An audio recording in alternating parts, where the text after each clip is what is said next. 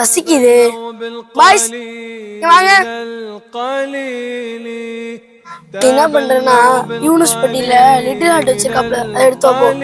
சரி பாய். நீ என்ன பண்றேன்னா ஹாலிக் பட்டியில மிக்சர் இருக்கு, எடுத்து வைப்போம். சரிங்க பாய்.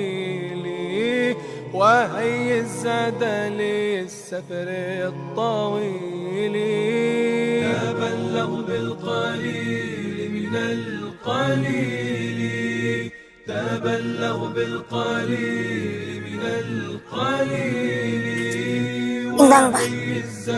நீங்க பண்றதெல்லாம் பார்த்துட்டேன் பாய். திருடி சாப்பிடுறீங்களா?